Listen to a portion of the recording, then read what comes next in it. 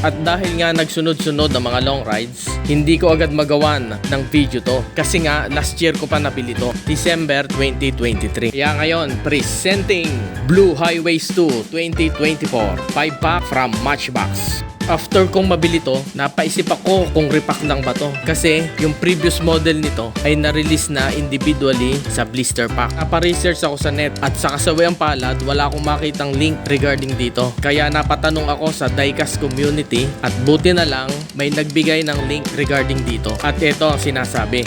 This pack is a remix of a pack that was assigned the same name and released in 2021. This is entirely new mix of cars. However, all 5 models are carry-forward decals. 2 of the 5 models have variations, while 3 appear unchanged. The 2024 version has colored trim on the nose badge and silver gray detailing added to the rear vents. Nacelle, the model's base was retooled too. Kaya compare natin sa dulo ng video na to yung dalawang casting na meron ako. Isa-isahin na natin to. Let's go! Una sa baba, Green 2020 Jeep Gladiator. A single pack, ito ay na-release noong 2022.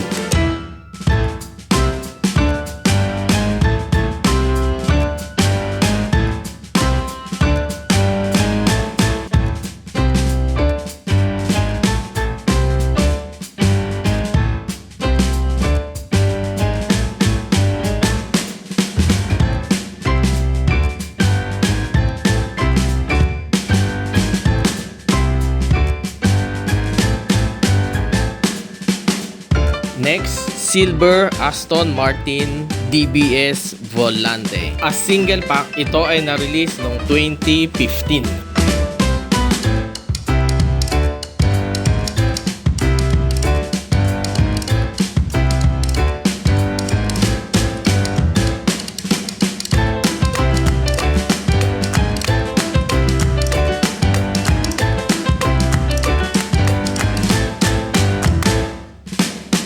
Porsche 911 Carrera Cabriolet in butter yellow.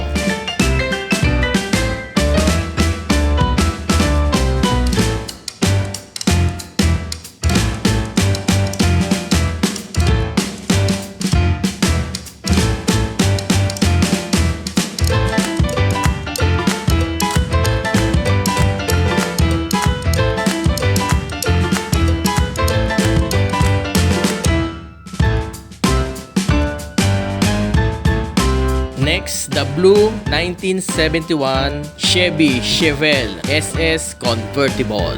A single pack, ito ay na-release noong 2021.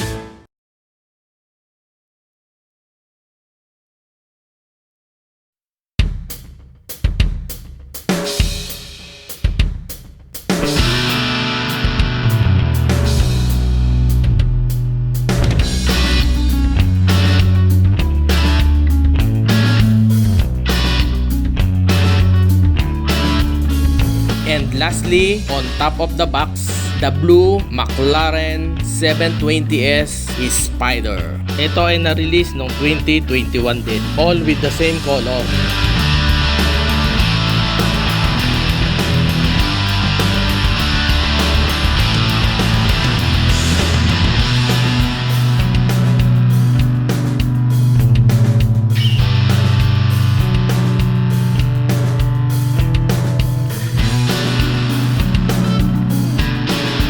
At ito na yung photo comparison ng Porsche at McLaren.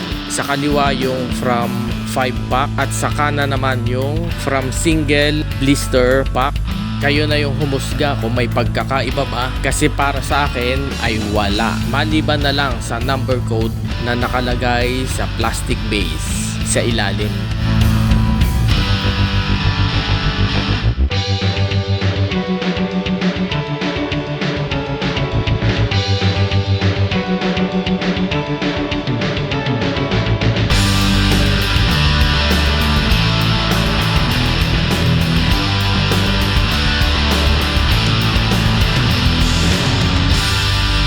At hanggang sa sunod na mga unboxing video, maraming salamat sa inyong panonood. Baka naman pwedeng pahingi ng isang like at pa-subscribe na din kung hindi pa.